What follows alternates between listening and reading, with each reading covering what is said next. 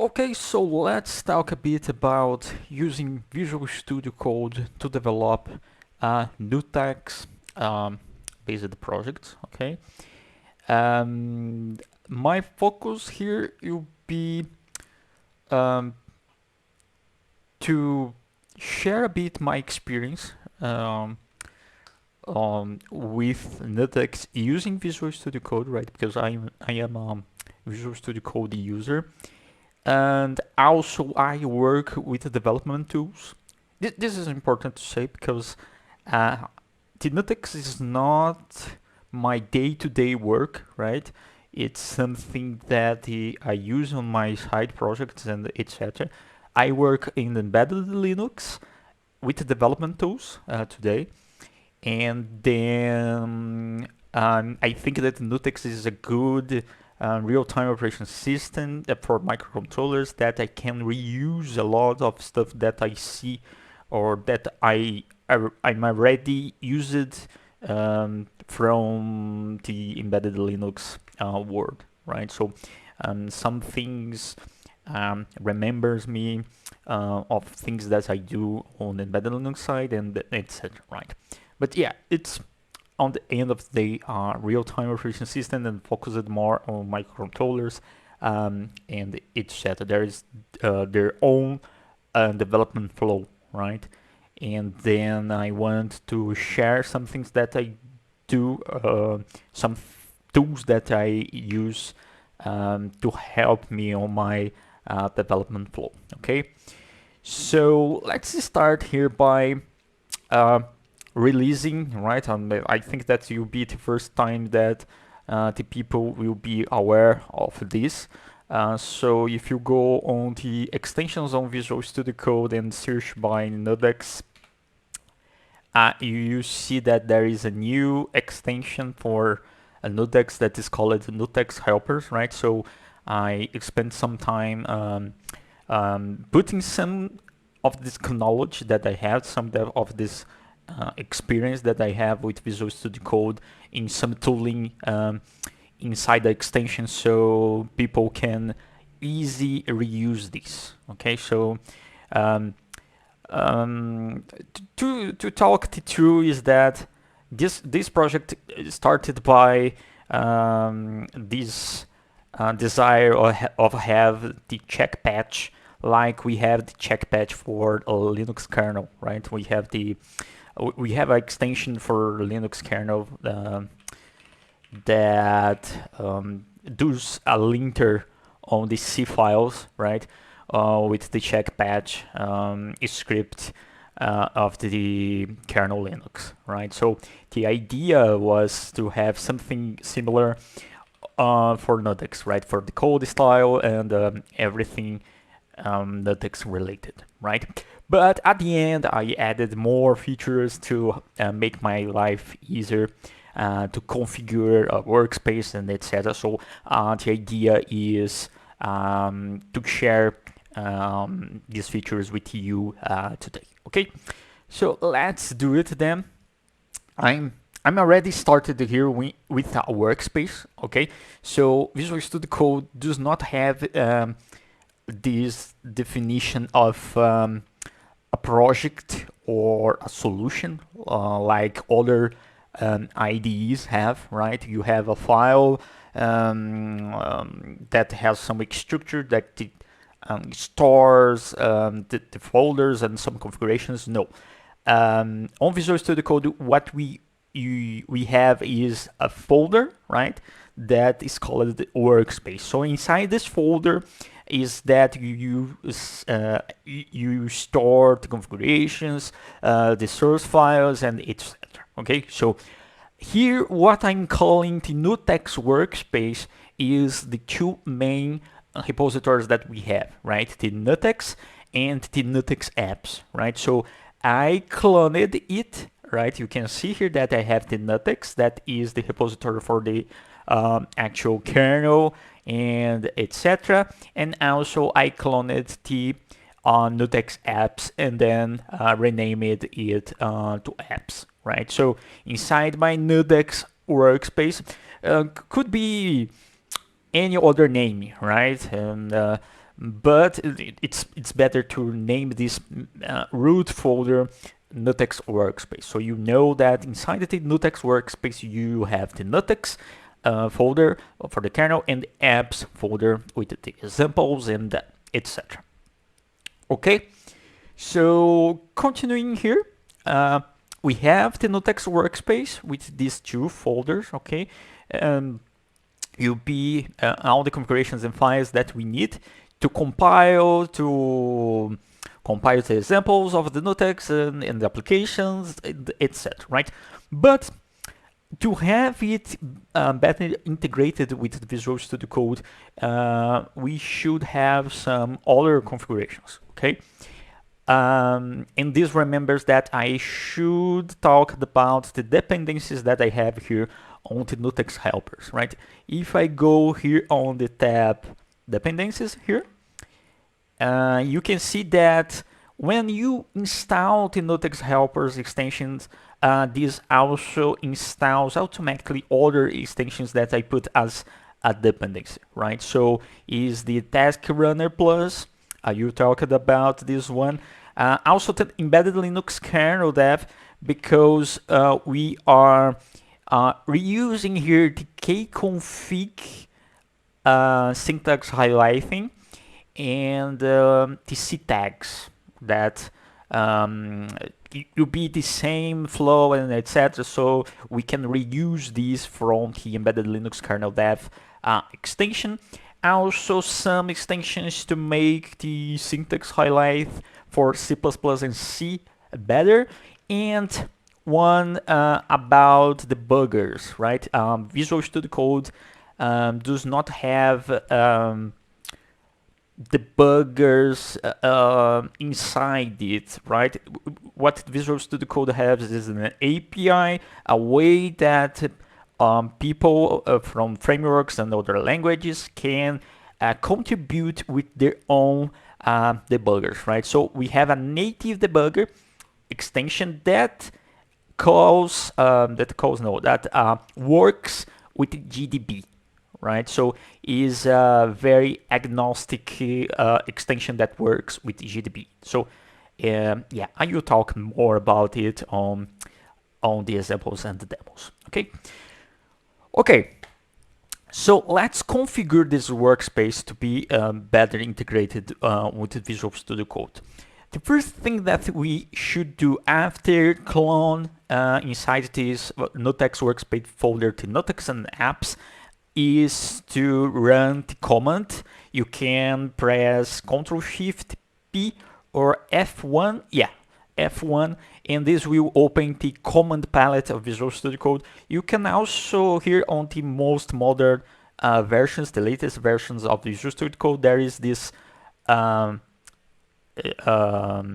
field here that you can click and go directly to show and run commands, right? And then you can search by NuttX related commands. There is 2 NuttX related commands, but we will use it directly only this one. Okay, the other one will be used indirectly or behind the scenes. I will show in an example more ahead on the presentation. Okay, so let's execute this one to add the conf assets to NuttX workspace. So what this command does is create for us the .VSCode folder, okay? And inside this .VSCode folder, there is already all the configurations that is a getting started to you have the better integrated the NuttX workspace with Visual Studio Code, right? Is a C and CPP properties JSON that we work with the C and CPP extension, okay? So yeah, this is also important because some people don't like this extension and because it's a bit CPU consuming, right? If you don't have good machine, sometimes the indexing of the source code by the C and C++ extension is not so good, so some people don't like to have it installed. Because of it, I don't put it in as an automatic dependency, okay, but it's the better extension that you have to have the index and the definitions and etc. for C and C++ today on Visual Studio Code, right? The other way is use C tags, but it's poor, right? It's only good to definition. There is no other helps, right? So this one is the best one. So I recommend that you install it, and if you don't have a good machine, wait a bit to actually start to working, because the indexing can take some time and consume a lot of the CPU power of your machine. Okay, so yeah, this C and CPP properties here is for this extension, right? So it already adds all the include paths for you, some definitions that is not defined by default by NuttX, and also to search and index the source code between the two folders that we have on our workspace. You can see that Visual Studio Code on the configurations, on the settings and etc. You can use kind of environment variables, right?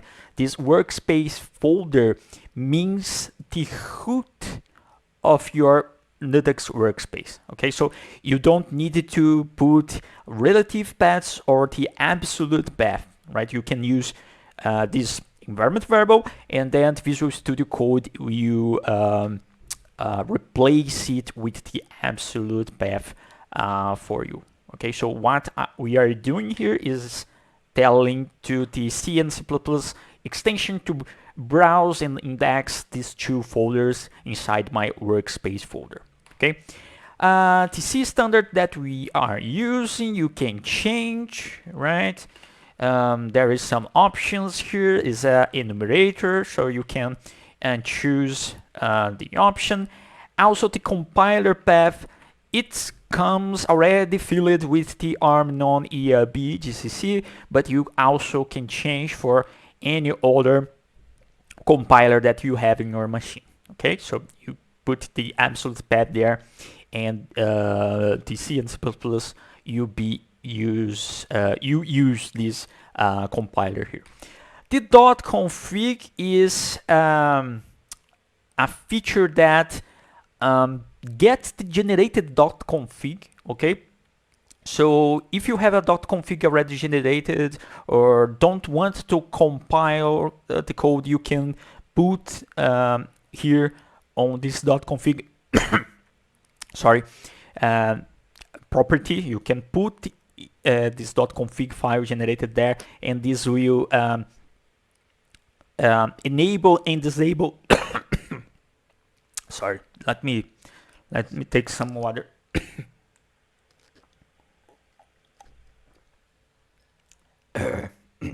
Okay, I'm back. So I was talking about .config, right? Yeah. So this gets the .config and enables and disables the branches of the code, the defines, right? You in C code you have some defines with blocks of code that will be enabled or disabled, defining depending of the defines that you have, right? So C and C++ extension, you use this .config to parse, right, and define the types or etc. in the blocks that should be enabled or not by the .config that you put here. You can see that my .config here is telling that is not existing. Of course, I don't generated the .config yet, and then I don't put anything on my NuttX folder, right? It's searching by the workspace folder that is the root of our workspace, NuttX workspace folder, NuttX config. So after I configure my NuttX board, so we will have a .config there, right? So next one, settings, right? Here I put some configurations to to C and C++ extension 2 to enhance the colorization, right? It puts some colors on syntax highlight by the type of tokens, right? If it is a struct, a pointer, a define, and etc. Right? So this is cool that this parses all the files and then put a better colorization on this syntax highlight. Okay. This block here, or this property, the ctags languages, is to use the ctags index, right? So for kconfig and make files, we are using the ctags feature, right? This is a feature from the embedded Linux extension, right? And when you add the .VSCode to the NuttX workspace, this already runs the ctags, and it's important to say that this depends on the universal ctags. Okay, so you should install the you should have installed the universal install universal ctags. This one I already have it. Okay, but the extension you tell you if the extension you try to run the universal ctags and you not find the command, then a warning and a error will be pop up here on Visual Studio Code, and you tell to you that you have to install the universal ctags. Okay. What more? A property here to define if you want to have the check patch, right? Because sometimes when you are on development, the check patch is a bit annoying, right? Let's say that you are on development and in some logic following something, and it's normal to you forget a bit about the code style if you are not so used to the code style and etc. And then the check patch, you show some errors, but it's from the check patch, not from the parser, not from the actual code, right? So you can enable and disable this check here, right? Because the check patch, if it's true, right, the check patch will run every time that you save the file. Okay, so could be a bit annoying on the early stages of development. From my experience, sometimes we run to check patch at the end of development, right? Okay, another another one is the NuttX check patch. So you can set and the path for the script, right? Let's say that you want to run this check path in another folder, etc. So it's some configurations to you have more power to tell to the NuttX extension what to do, right? This two, the check path and the configure script path, and this comes the question why we should have this configure script path here, because this is the other feature that I want to show. So when we run the add assets from NuttX, it adds the .VSCode, the CPP properties, the settings, and also a tasks JSON, right? This is the way that Visual Studio Code define or it is a kind of recipe, right, to you automate tasks on your development flow, right? So the extension already write it for you, already deliver to you some recipes here, and then you can use the task runner here to execute this task, right? So we have a task for build, for clean, to configure the board, right? To configure NuttX for build the NuttX for the configuration for the board that you want, and also to rerun TC tags. Okay, let's say that you are writing some kconfig, adding a new configuration or etc. So you can rerun the TC tags. Okay, so let's configure first. So when I click here, you can see that there is a loading listing configuration. So this is actually behind the scenes executing the script to list all the boards configurations that we have on NuttX. And then I can choose here, type, for example, Raspberry Pi. I want the Raspberry Pi Pico USB nutshell. Yeah, this one. Okay, so you can search by whatever, ASP32C3. Yeah, USB console. Yeah, there is a USB console. There is something about USB. There is something with ASP32 and USB. Let's see if there is something with IMX8. Yeah, there is something about, there is some configuration that we can do with IMX8. I want all that has GPIO. Yeah, so everything that has GPIO.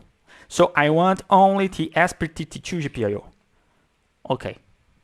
So you can easily find the configuration, the board configuration that you want to build NuttX, right? So today I have here on my, let me choose the right one, yeah. So today I have here on my bank a Raspberry Pi Pico connected to a J-Link, okay? So you build or you configured NuttX to Raspberry Pi Pico, right? Raspberry Pi USB nutshell. This is one. Okay, and then I choose this one, and then this will configure for me. You run the configure script with the configuration that I choose it, and also you open the defconfig that matches the configuration that I choose it. Okay, so you can see that the defconfig is already opened, so I can edit or check the configurations that I choose it. Okay, and now I can show the configuration from the feature from the kconfig side. For example, I can press Ctrl on the keyboard and then pass the mouse over inside a kconfig or a config, and then go to directly the definition of this, right? So I can check the default, the help, etc. Okay, so let's say that I want to mess up with the GPIOs, right? I don't want to only have the nutshell on my Raspberry Pi Pico, but I also want to have a GPIO. So I will edit right now this defconfig, right? So I can start by config, right? And then Control space, and this will show a list of all the configs that ctags has on the index, right? And then I can filter by, right? So I want something related to GPIO. Then all the stuff about GPIO is here. I know that I should select the config dev GPIO. So yeah, this is kind of the menu config, right? I like to do this way, but there is also people that prefer the menu config from terminal, right? I like this way. So I know that I should enable the config dev GPIO, so I will enable it. And also I should config the examples GPIO. So let's see if we have something. No, examples. Yeah, it's exactly examples GPIO. Okay. So this way, it's easy. Yeah, also the GitHub Copilot here is trying to invent other configurations, right? Okay, but yeah, so this way is easy to you enable, disable stuff, and also check what means each configuration, what you are enabling, right? Example GPIO is a GPIO driver example. Depends on dev GPIO. Okay, we are ready. Toggle to dev GPIO to yes, and then enables the GPIO driver example. Okay, so yeah, so this way it's because of this that I know that we should also enable the dev GPIO, because only the example GPIO you will not configure the dev GPIO. All right. Okay, so with this done, we can run the clean, right? Because you clean the configuration that I did before. All right, clean it, and then let's run the configure again. But now this will configure the Raspberry Pi Pico USB nutshell, but with my changes, right? Raspberry Pi USB nutshell. Okay. All right, so done. And then now we can build, right? And this will build for us, right? Behind the scenes is, let me show the tasks JSON file. Yeah, this one, .VSCode tasks JSON file. So yeah, it's already completed. Our NuttX for Raspberry Pi Pico is ready to be flashed. Okay, so let me show here the tasks. Let me show, for example, yeah, the configure is one that is interesting, right? You can see that this block here is the configure, right? This is exactly the same label that shows here, right? And then you can see that behind the scenes, what we are doing is running a command on the shell, right? That is our workspace folder NuttX tools configure with the arguments L, okay?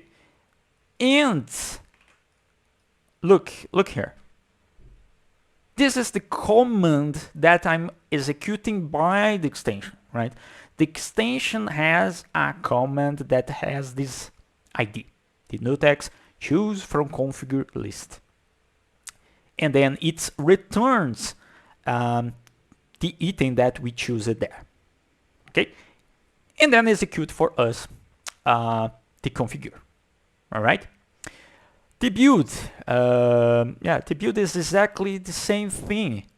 Type shell, command make, passing the number of the processors or the number of cores and threads that we have in machine.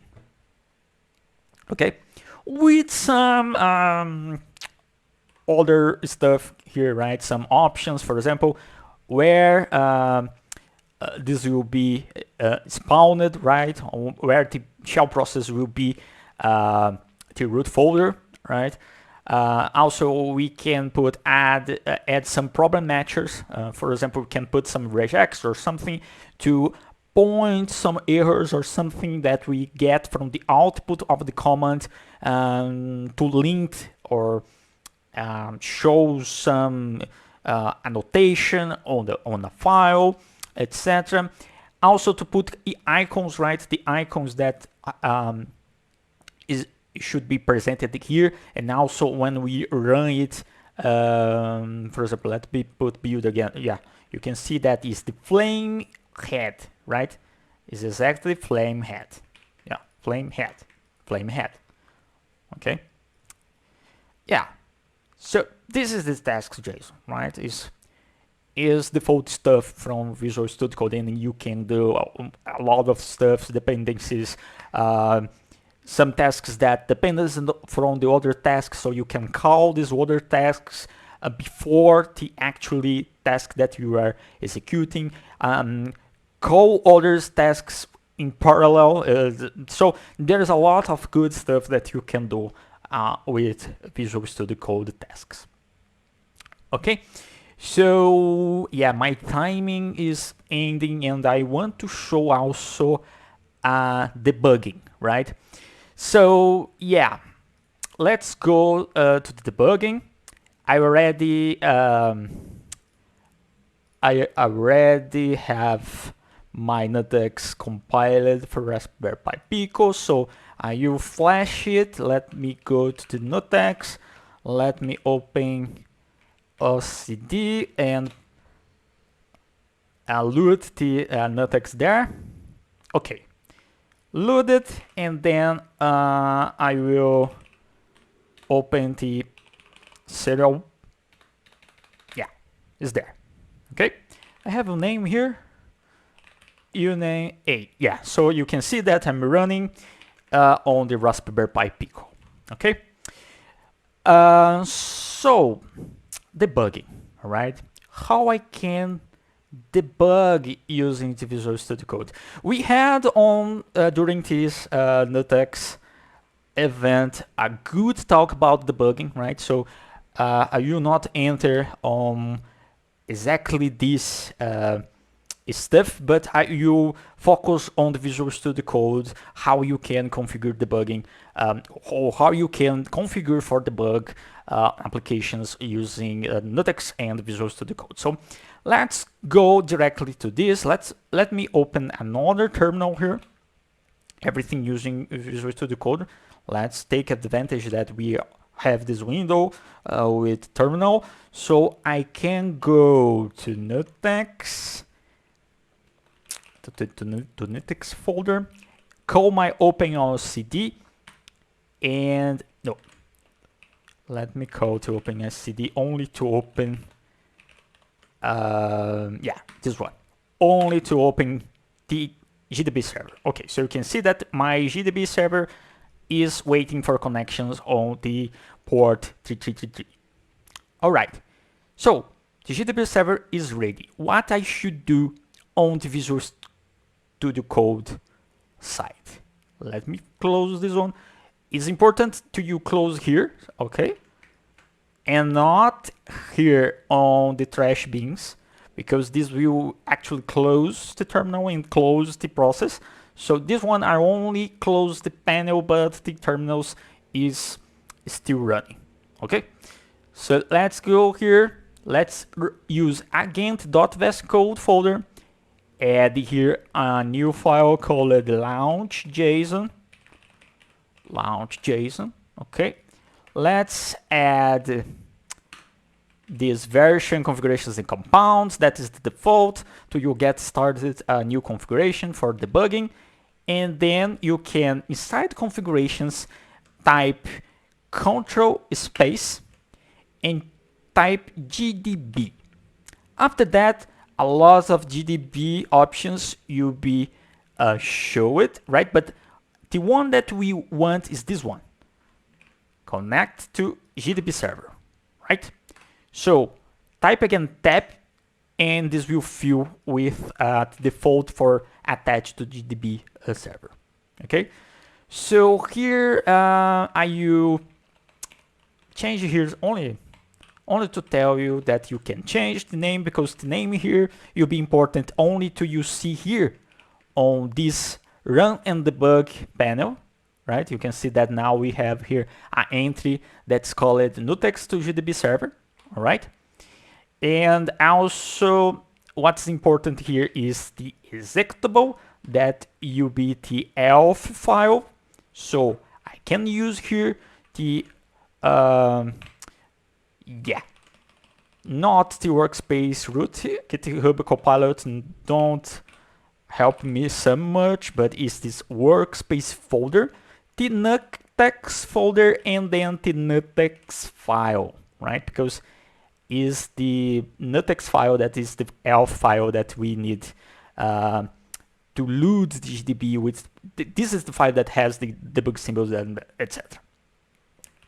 What more we should change? The target. The target should be localhost Yeah, now you are correct, Copilot. GitHub Copilot to help me now. Okay. And then is I'm missing something? Yeah, there is also the GDB path.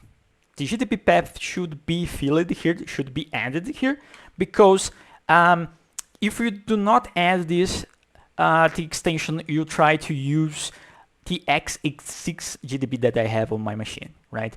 And we are trying to debug an embedded device and an embedded ELF, right, for ARM Cortex M, and yeah, this will not work. The patterns that the GDB will be expecting will be not the correct one. So we should add exactly this, what the GitHub Copilot is telling to me.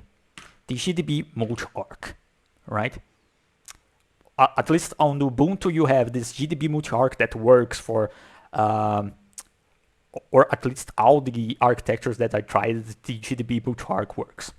Okay, those are being GDB multi-arc. This is it. Now all the magic will be run by the extension and the J-Link connected there, right?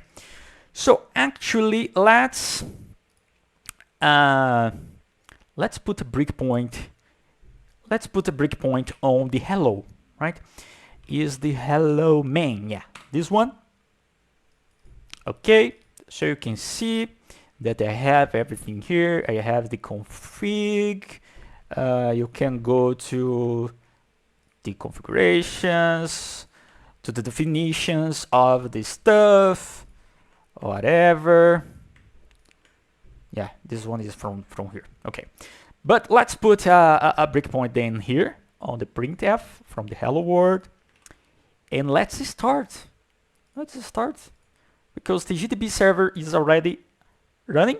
Yeah, so we have some errors, but yeah, it's exactly the same errors that we have here, right? Could not get the threads, and failed to get the stack trace. Is because the Raspberry Pi Pico is multi-core, right? And yeah, I had to search how we can do this with GDB. Yeah, you can send in a thread ID something, but as we are running only on one thread, this will work. You can see that the Visual Studio Code is already connected to the native debugger with GDB, and is ready, is waiting to the interruptions and to stop on this line when we call the hello. Let's see if, yeah, you can see that the nutshell is still running, so I can call the hello, and this will go directly to the breakpoint. Okay, so you can check the arguments, right? Yeah, this is a hello word, and is not so much variables to you check, but you can also see here the 2 cores of the Raspberry Pi here, right? And also jump between the stack, right? Check from where the code is coming, right? And it's cool that you do not need to know everything from the commands from GDB, right? But if you want to, you can also, for example, I think that is info brick, right? Yeah, this tell us a list of the breakpoints that you put it, and the GDB is telling me that there is only one breakpoint here. Okay, and then I can continue the execution. Yeah, ends there. But okay, so my time is, I have more or less 1 minute by my my counting here. So my time is ending. Yeah, this is it. This is it. I think that I will not have more time to show the breakpoints with the GPIO, but I showed everything on the Visual Studio Code side, and this should be a good starting point to you guys start to using Visual Studio Code to help you work also with NuttX. Actually, I forget to show the checkpad. So let me be very quick here. For example, here on this task, start here. Let's save this one. Yeah, you can see that checkpad is working, right? So the left bracket, not on separate line. This is from the checkpad, right? So this is executing the checkpad from the NuttX. Another one that I can do is, oh, there is no variable here. Oh, argosy. Let's try it. This one. Yeah, mixed case is also a error from the checkpad, right? So yeah. So now I think that I covered all the features that I was wanting to show to you guys. Okay, so thank you a lot to have me. Thank you a lot to stay with me until now. And that's it. If you have questions or something, I should be online.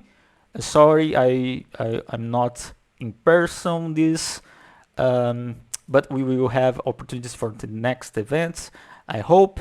But yeah, let's go to the questions. You can also reach me on my social medias and etc. Right? You can search by micro hobby on the social medias, and you'll find me.